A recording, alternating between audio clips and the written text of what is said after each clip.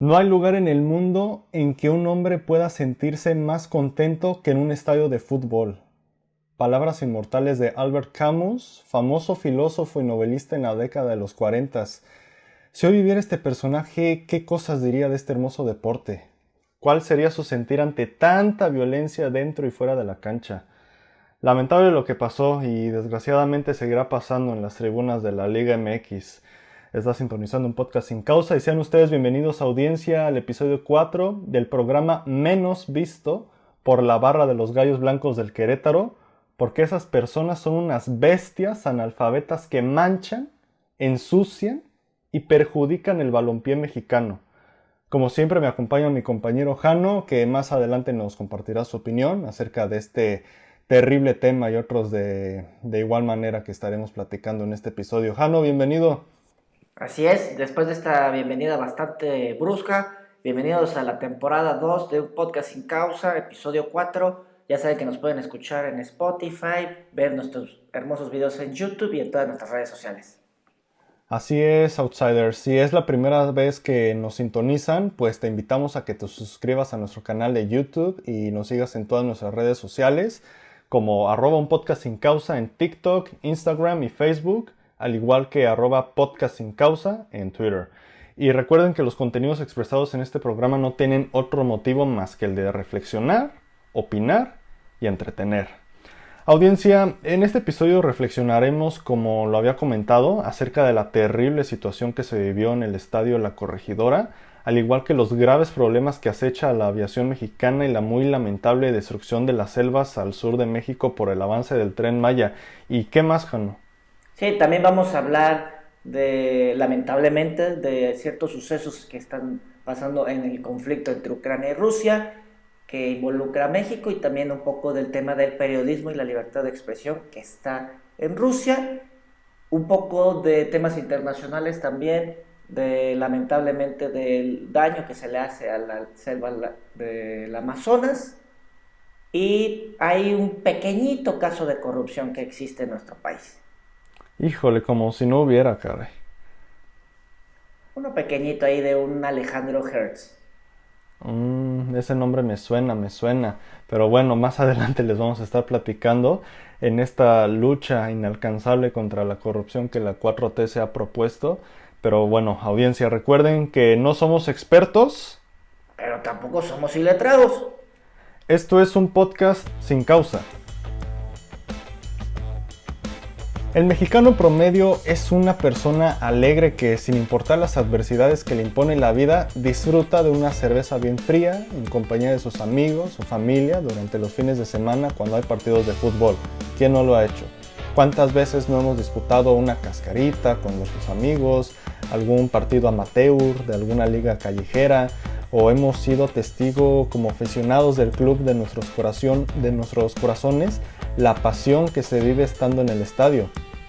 Es muy enriquecedor sentir la alegría, la adrenalina, el suspenso, la desesperación, la valentía, el optimismo y la gran emoción de ver rodar un balón hacia la red del arco rival. El fútbol es un deporte que nos une como sociedad y nos representa alrededor de México y el mundo. Desgraciadamente, también hay gente que disfruta golpear, masacrar, ensuciar la playera con sangre, aterrorizar, patear cabezas y apuñalar personas en las gradas como si fueran unos demonios malparidos que malamente piensan que en los estadios son un lugar para tentar la vida de los espectadores que visten una camiseta contraria como si fuera una prisión estatal.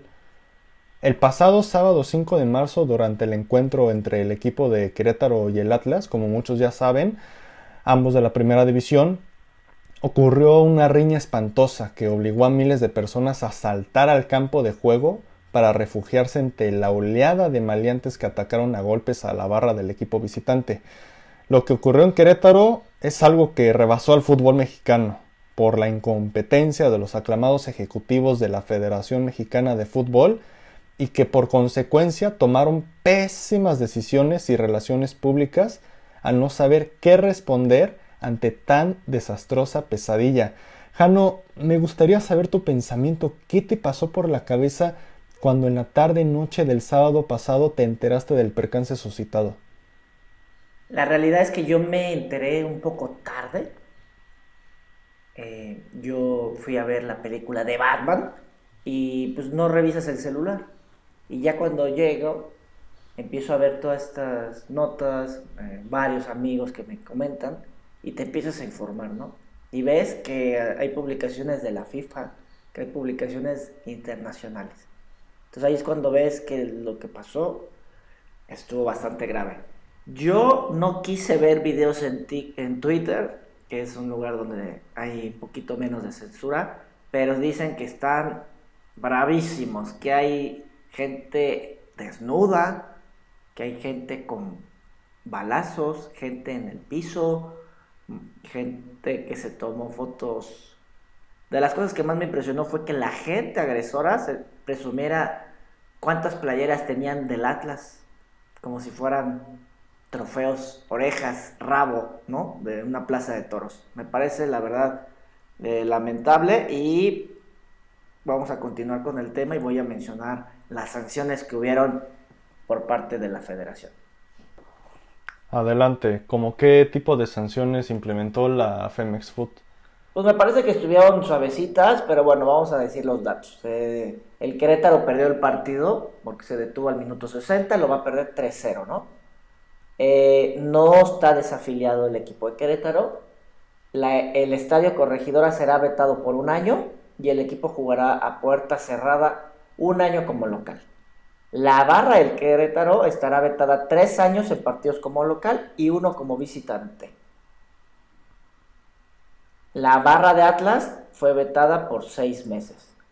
El equipo de Gallos fueron multados por la cantidad de 1.5 millones de pesos y la actual directiva vetada por 5 años, por lo que el equipo pasará a manos de Grupo Caliente, que tienen un año para venderlo. Y aquí en nuestro estado el Gober dice, véngase pa' Morelos. Algo más, la fiscalía detuvo ya a 14 personas que van a ser acusados de tentativa de homicidio y violencia en espectáculos deportivos y apología del delito. Pero ya de esas 14 personas, 2 ya fueron liberados porque no hay suficientes pruebas en su contra. Qué caótico. Y luego imagínate la multa, 1.5 millones de pesos. Es un regalo, es la verdad algo inconcebible. Yo algo que sí quiero dejar en claro es que se perdieron las esperanzas por tener un mejor ambiente dentro de los estadios mexicanos. La Federación Mexicana de Fútbol y sus lamentables campañas por incitar a la sociedad a que asista a un juego de la Liga MX fracasó con estos hechos. Perdieron los aficionados que disfrutan sanamente desde las gradas alentando a su equipo en las buenas y en las malas por culpa de varios imbéciles inadaptados que son criminales infiltrados en las barras del Club Querétaro. Se evidenció la falta de protocolos por parte de los directivos para salvaguardar la integridad de los asistentes y se demostró que el fútbol mexicano no es más que una liga llanera alimentada por los intereses de los pseudoempresarios que solo buscan proteger sus marcas que patrocinan esta mediocre primera división mexicana. Se les avisó con anticipación y fracasaron como siempre. Los culpables siguen libres y seguirán haciendo sus estupideces hasta que alguien cuerdo dentro de la federación o dentro de la FIFA o algún actor político postule una iniciativa que nos dé tregua contra las campales que se organizan dentro y fuera de los estadios. Si no se reinventan en materia de seguridad pública para cuidar, para proteger a los aficionados, seguirán estos sin más disturbios porque esos hijos de puta ya vieron que no pasa nada más que dejar de entrar al estadio con la barra. Estos terroristas pueden infiltrarse entre los aficionados en general para volver a desatar terror en los espectadores, pero hasta que no incorporen tecnología que se use en otras ligas o nazca una solución factible, no tendremos en México una Liga MX que valga la pena. Penosamente, ahorita que se me ocurre, en una de esas, y hasta que golpeen o maten a algún amigo, familiar o empresario picudo en esos disturbios, tomarán cartas en el asunto con castigos severos. ¿Qué piensas, Jano? ¿Crees que con todo esto lo que nos dijiste de las sanciones debe de mejorar la reacción de los involucrados en la Femex Food para evitar estos grandes conflictos. ¿Tú cómo lo solucionarías? Porque sí hubo un teléfono descompuesto gigantesco dentro de la Femex Food. No sé si recuerdes, Fer, que la temporada pasada hablamos en uno de los últimos episodios del tema del grito homofóbico en los estadios que estaban afectando a la selección mexicana y su posibilidad de ir al Mundial. En eso hablamos de John de Luisa, que estaba viendo temas de cómo tener hasta registros de la gente, que tuvieras una identidad, que te diera acceso y que también te quitara el acceso para el estadio. Hoy por hoy, entre tantas sanciones que ha habido, hay gente que está de acuerdo, ¿no? Que cree que fue lo justo, y hay gente que fue demasiado severo o que fueron demasiado blanditos. Y ya se ha juntado gente en búsqueda de afectar a la selección mexicana en los partidos que vienen bravísimos, que tienen estos dos ya muy cercanos, para hacer el grito y afectar al equipo para que pierda la selección. Eh, Y- entonces aquí estamos hablando que hay gente que quiere seguir afectando con su papel de aficionado, y por parte de la federación que ya se está buscando este tema de pues, utilizar cámaras, de tener un acceso controlado, porque ya estuvo bueno de que no puedas revisar a una mujer, ¿no? Y entonces llegue con navajas al estadio y que haya afectados, o que tendrá que pasar algo con un niño para que se tomen cartas en el asunto, o qué tiene que pasar. Es que fíjate, Jano, es demasiado vergonzoso y lamentable que mejor se censure una palabra altisonante que la comunidad LGBTQ+ considera como homofóbica, a que la FIFA considere tomar medidas severas para defender la integridad de las personas que asisten a los estadios por el peligro que corren de ser atentados en su contra, sin importar la edad o género de la víctima. Es un chiste lo que realizará la Liga MX después del vergonzoso altercado en Querétaro y la penosa falta que la FIFA tiene en este grave problema. El único perdedor del balompié mexicano es el aficionado promedio, porque mientras haya gente miserable y sin la capacidad de resolver conflictos que manchan la camiseta, seguiremos siendo la misma basura en este cuento que parece nunca acabar dentro de la industria del fútbol internacional. Ojalá y no haya más situaciones estúpidas en la Liga MX e inclusive en la de expansión, porque seguirá siendo la misma cantaleta por parte de las autoridades correspondientes. Y es lamentable que no se tengan filtros de seguridad apropiados en las entradas de los estadios, porque esto ahorita pasó en un estadio, pero puede pasar en algún evento igual masivo. Y es que mucha gente dijo, bueno, es que ¿por qué tan poca seguridad?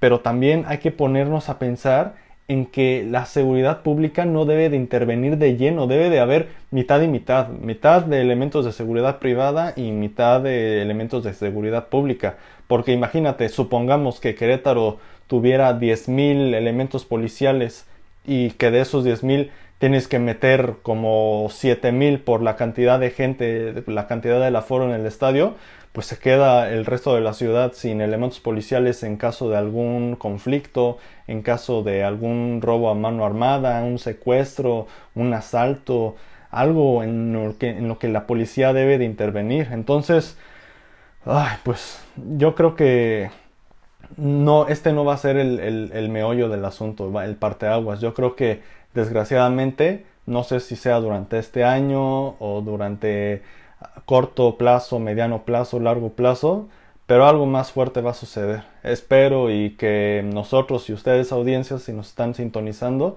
no estén en ese momento que suceda, porque igual, yo no sé, Jano, si tú crees en las cifras extraoficiales, bueno, cuando salieron las extraoficiales antes de que el gobernador Curi de Querétaro dijera que no había víctimas que lamentar. Yo creo que sí hubo, pero las escondieron y todo para no desafiliar al Querétaro. No sé, es algo muy muy vergonzoso. Pero bueno, cambiando de tema, Jano, nos querías platicar acerca de todavía lamentable suceso que está en Ucrania con las tropas de Rusia. Así es, hay varias noticias. Primero empecemos con en relación México con Ucrania. Como bien sabrán, el mantra de este gobierno mexicano es abrazos, no balazos, y eso aplica a nivel internacional. la embajadora de Ucrania en México, Oksana Dramaretska, envió una carta pidiéndole a AMLO que por favor les mandaran armas, por favor, al Palacio Nacional. Lo tomó mal el gobierno y también tuvieron que salir de la mesa directiva del Senado. Olga Sánchez Cordero fue quien tomó la batuta pacifista y dijo, les vamos a echar porras a Ucrania, desde acá nuestros mejores deseos, con ayuda en instancias internacionales como la ONU, pero que no van a realizar ningún envío de armas a la guerra. Bueno, una de Ahora, esas si mandan a alguien a abrazar a los rusos, ¿no? abrazos no balazos es la ayuda que va a tener México, pero también hay que decirlo, la ayuda internacional también ha sido parecida a esta, muy, muy bajita. Yo creo que la verdadera guerra ha sido comercial, ¿no, Jano? Afortunadamente, porque no se han suscitado grandes cifras de gente, de víctimas lamentables, de gente fallecida por estos conflictos. Y yo creo que ya la verdadera guerra es comercial, tecnológica y financiera, porque ya ves cómo muchas empresas gigantescas dejaron de vender sus productos en territorio ruso, varias de sus ganancias alrededor del mundo que se vayan a los damnificados ucranianos.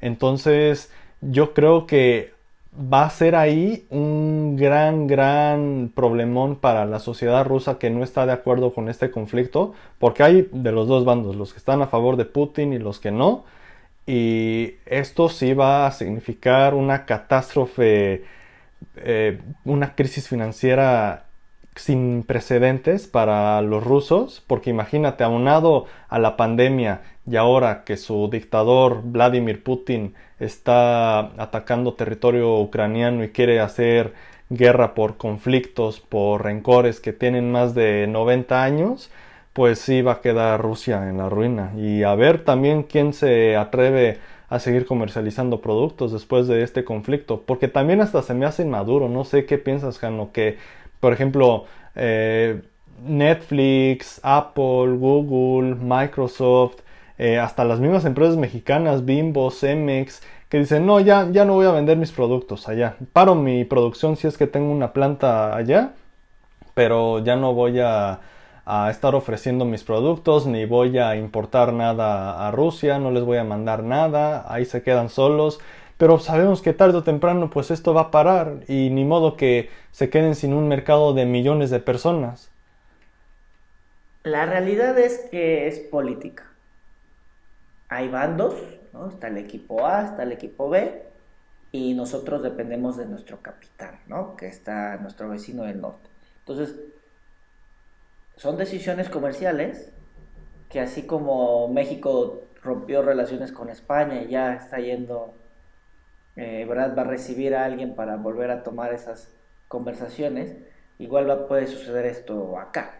Pero la realidad es que ahorita se está buscando afectar de esta manera comercial para que el mismo pueblo ruso o que las implicaciones financieras sean devastadoras para ellos y detengan la guerra sin que nadie participe porque tienen miedo de también tener como enemigos directos a Rusia.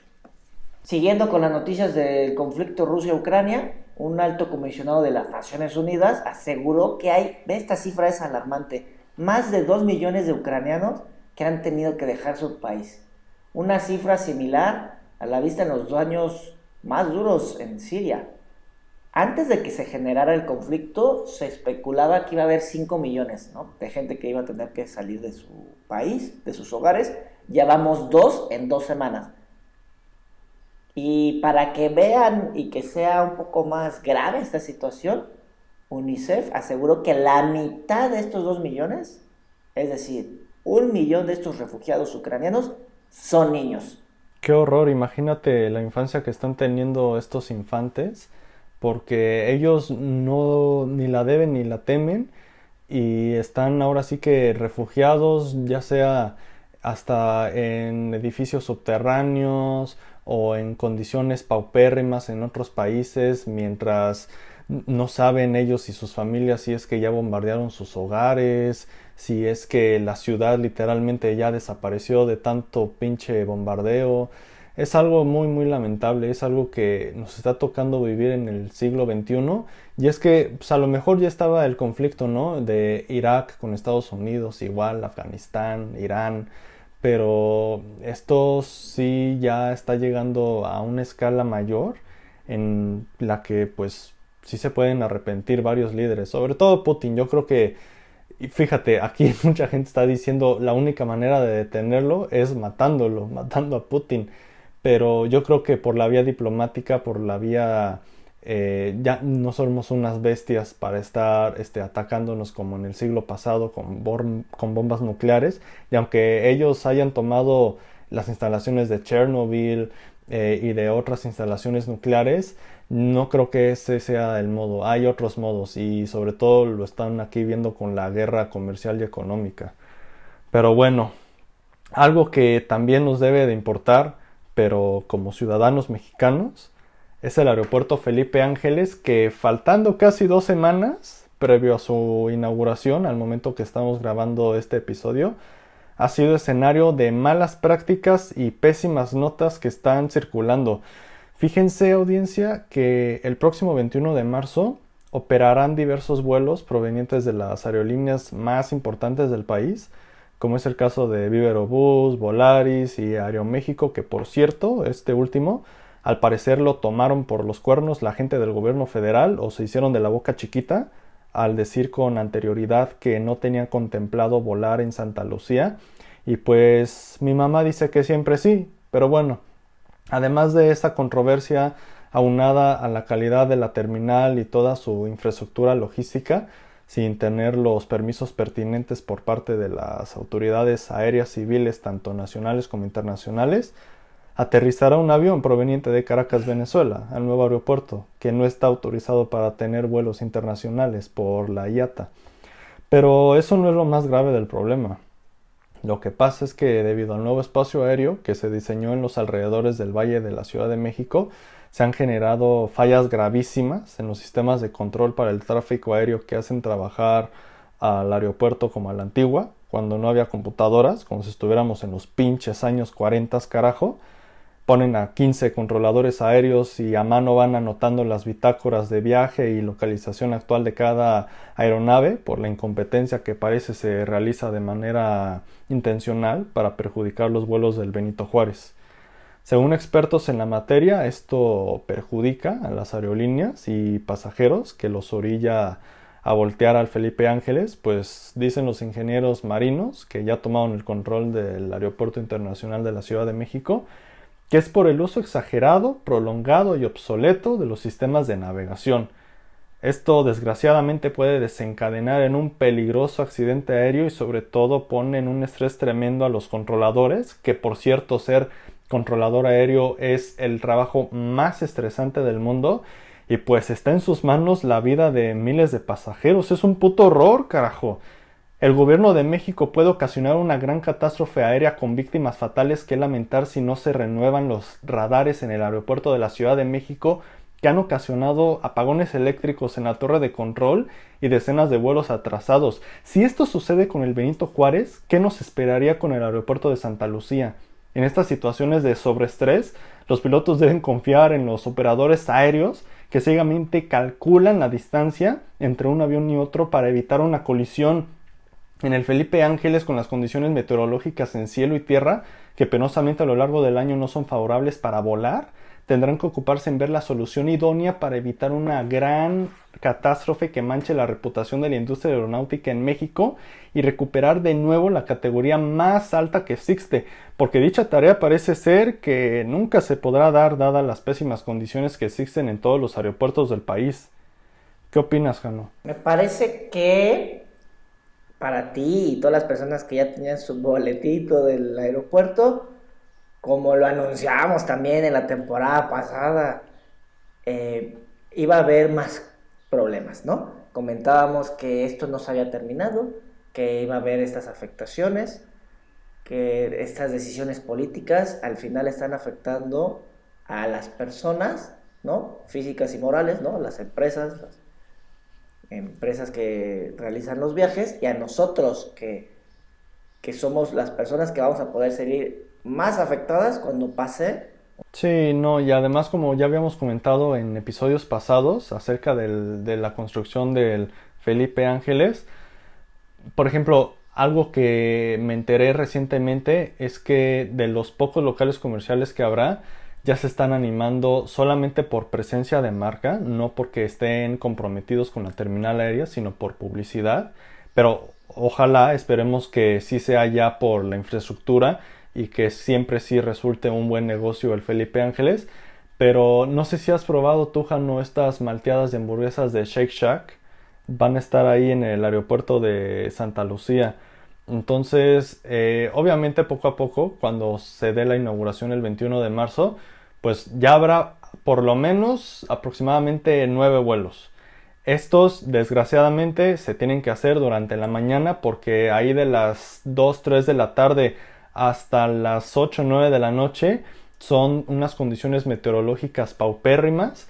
Las tolvaneras que existen en los terrenos aledaños, la neblina en temporada de frío, también las aproximaciones porque no pueden estar operando simultáneamente el Benito Juárez, el Felipe Ángeles, el de Toluca, el de Cuernavaca, el de Querétaro. Todos esos que están a la redonda no pueden estar operando ahora sí que de manera cotidiana, pero sobre todo de manera unida, de manera conjunta.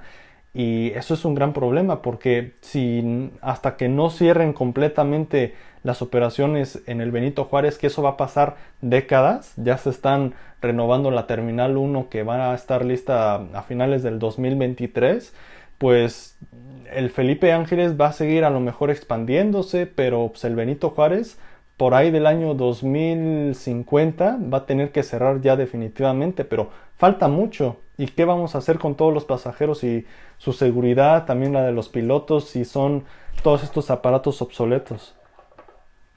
Así es un tema que vamos a estar tocando cada semana ahora que se viene esta gran inauguración por parte de nuestro presidente. Y hablando de corrupción y hablando de nuestro presidente, ¿qué te parece si vamos al siguiente tema? En el cual habla de un fiscal general de la República, Alejandro Hertz, que hubo una filtración, ¿no?, en YouTube de un video en el que se escucha hablando de de algo que explotó, ¿no?, en las noticias porque hay un caso de homicidio de sus familiares y que está buscando la manera de usar su poder a su favor. Ante esto, el presidente Andrés Manuel López Obrador acaba de decir en sus preciosas mañaneras que puede mantenerse en su cargo Alejandro Hertz pese a esta filtración de audios donde critica un proyecto de sentencia del ministro Pérez Dayán al que ya habría accedido ilegalmente y que no le favorecería en el caso sobre la muerte de su hermano Federico Hertz. Ahora también le llueve sobre mojado, porque según la Unidad de Inteligencia Financiera, el ahora fiscal usó las cuentas de la Universidad de las Américas mientras era rector para hacer unas transferencias pequeñitas por más de 150 millones de pesos, que cayeron extrañamente en cuentas de sus familiares así como en paraísos fiscales. Para esto el PAN y PRD exigen que se aclare la situación y se explique esta triangulación de dinero. Por lo tanto, el fiscal irá al Senado la próxima semana para comparecer a estas filtraciones que salieron y explicar esta situación. ¿Cómo ves, Fer? Híjole, yo creo que, bueno, el mismo hijo, ¿no?, de Hertz es el que también le cacharon con una colección impresionante de autos clásicos que valen decenas de millones de dólares. Y bueno, ahora sí que no es para sorprendernos la calidad de gabinete que tiene López Obrador ahí dentro del gobierno de México. A lo mejor con estas grabaciones verán la manera de respaldarlo y poco a poco alistar su salida de ahí de la Fiscalía General de la República. Luego López Obrador ha dicho que ese caso debe de ser resuelto por la Corte.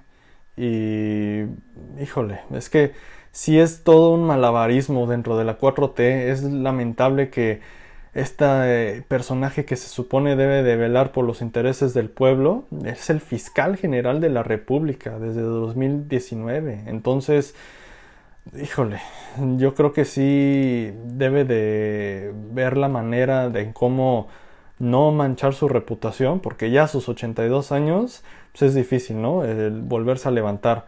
Pero López Obrador, una persona que está ciegamente confiada en este personaje y que a lo mejor está viendo, bueno, le está haciendo chanchullo a sus espaldas, que está ahora sí enriqueciéndose a costa de cualquier cosa, a costa de sus intereses personales, intereses familiares, porque también hay que recordar que cuántas veces no se han manifestado diversos individuos afuera de las oficinas de la fiscalía para que se respete la decisión de las víctimas, ya sea por violación, feminicidio, también algunas que lamentablemente murieron en los brazos de los cárteles.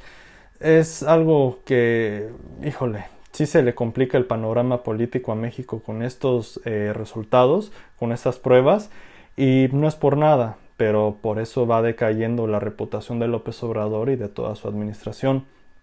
Jano, también nos querías comentar algo, ¿no? De la selva del Amazonas allá en Brasil, algo que lamentablemente está sucediendo. Así es, vamos a ámbito internacional y antes de tocar el tema del Tren Maya, hablemos también de qué sucede en el tema de ambiente y todo lo que representa esto, porque tal vez decimos, ay, en Brasil no afecta que perdamos el Amazonas, ¿no? Pero las implicaciones que esto podría tener son letales para el mundo. En un nuevo estudio basado en modelos informáticos y de observación satelital, se alertó a científicos que el pulmón más grande del mundo está en un punto de inflexión debido al calentamiento global. ¿Qué está sucediendo? Preguntarás. El 75% del bosque ha perdido su estabilidad, lo que significa que le va a llevar más tiempo recuperarse de las sequías y de los incendios forestales crecientes. Evidentemente, otro factor es el avance urbano. Ha sido un factor, y si sigue, la selva tropical se transformaría en pastizales y en pocas décadas no existirá. Qué horror, porque está ya cerca de convertirse en una sabana, como en África. Pues, imagínate, está perdiendo su capacidad de recuperación, este bosque tropical, y pues ahí ves el gran interés que tiene el gobierno brasileño y también el colombiano y el peruano. Es el bosque tropical más grande del mundo y es, yo creo que de los más famosos en cuestión de su biodiversidad. Entonces, imagínate que es el pulmón del mundo y se está acabando poco a poco por la tala indebida, por quemazones y querer, no sé, establecer fábricas, industrias o incrementar la mancha urbana de estos países que lo conforman. Es lamentable, pero yo creo que sí va a seguir dando de qué hablar. Pero para finalizar con este episodio, otro tema político-social que lamentablemente está ocurriendo. Carajo, puras noticias malas esta semana. Y esperaba que ya no hablaríamos de estos temas por un largo tiempo. Pero penosamente, también hablando acerca del medio ambiente, este gobierno mexicano le importa velar más por los intereses del López Obrador que por el bienestar social y sobre todo ambiental de nuestro país. Resulta que la 4T quiere acabar con al menos 100 hectáreas de selva en el sur del país, entre los estados de Yucatán, Chiapas y Quintana Roo, para las obras del Tren Maya, que como nuestros más longevos seguidores saben, no estamos en contra de este megaproyecto, pero lo que sí nos caga es que Andrés Mentiroso López Obrador dijo en una entrevista con Carmen Aristegui que un árbol no sería talado ni siquiera un árbol. O sea, le dijo tajantemente a Carmen, que ahí están las pruebas en internet, le dijo, ni un árbol vamos a talar, ni un árbol se va a derribar. Y Carmen Aristegui todavía, obviamente como la profesionista que es, aunque no a mucha gente le caiga bien, le dijo, ¿cómo que ni siquiera un árbol? O sea, y las máquinas y toda la maquinaria pesada, ni un árbol, Carmen, ni un árbol. Entonces, pues ahora resulta que serán miles de árboles con fauna endémica del lugar los que serán desplazados al no tener un trazo perfecto sobre los tramos del Tren Maya. Pero afortunadamente la Asamblea de Defensores del Territorio Maya, Much Chimbal, presentó un amparo ante el Tribunal Colegiado en Materias del Trabajo y Administrativa del 14º Circuito, quienes ordenaron frenar la construcción de los tramos 1, 2 y 3 del Tren Maya hasta que los encargados del proyecto se comprometan a cuidar el medio ambiente y respetar a los indígenas. No es ninguna sorpresa que Fonatur y la Semarnat no tienen estudios de impacto ambiental acordes a los tramos por donde pasará el Tren Maya y que descaradamente afectará a los cenotes, flora y fauna del lugar al no contemplar las consecuencias irreparables que pueden ser ocasionadas por la destrucción y negligencia de los involucrados en el magno proyecto federal de la 4T. Debemos comprometernos a cuidar nuestra riqueza y patrimonio cultural para enriquecer la historia de nuestros antepasados y así fomentar la atracción turística que no contemple destruir nuestros vestigios arqueológicos y podamos convivir de manera sustentable entre la naturaleza del lugar y nuestras actividades humanas. A todo esto, Jano, ¿qué opinas al respecto? ¿Ha cambiado tu postura que nos dijiste el año pasado a medida que ha avanzado el proyecto del Tren Maya? Creo que continúa mi postura. De las noticias que platicamos en episodios también anteriores, se hablaba de la búsqueda del gobierno de AMLO de que sus proyectos no tuvieran que justificar ni gasto ni acciones. Por suerte no tuvo mayor avance y aquí está sucediendo justo lo que no quería, que empezaran a tener que justificar acciones que son horrorosas en contra del medio ambiente, que son injustificables y que hablan de por qué el proyecto no debería de realizarse o por qué se está haciendo con las patas, la verdad. Sí, y es que otra vez vamos a repetir, no estamos en contra del proyecto, pero lo que sí estamos en contra es que no se estén tomando los parámetros, las medidas necesarias para proteger al medio ambiente. ¿Cómo puede ser que en otros países que ni siquiera son potencia, en Europa y también en Oceanía, hablando de Australia, Nueva Zelanda, hay muchos proyectos en medio de la naturaleza, pero que conviven sanamente entre la interacción humana y la naturaleza? Tanta tecnología que hay, tanta gente experta en esos campos y no pueden hacer un tren que afecte lo menos a la mancha de la naturaleza, a la flora, la fauna endémica de estos estados que son riquísimos en su biodiversidad. Es lamentable, pero bueno, yo creo que este tema seguirá dando de qué hablar de aquí a que se inaugure, si es que se inaugura, porque si es que siguen los amparos federales, pues en una de esas si se cancela el Tren Maya y a ver qué represalias toma López Obrador. Audiencia, no les quitamos más su tiempo, les agradecemos mucho por habernos sintonizado aquí en un podcast sin causa y recordarles que se suscriban al canal en YouTube y seguirnos en las redes sociales, @un podcast sin causa en TikTok, Instagram y Facebook, al igual que @podcast sin causa en Twitter. Jano, gracias por estar el día de hoy, nos estaremos escuchando en el siguiente episodio y recuerden que su opinión es muy importante, háganse escuchar en todos lados. Hasta la próxima, nos vemos y nos escuchamos la próxima semana.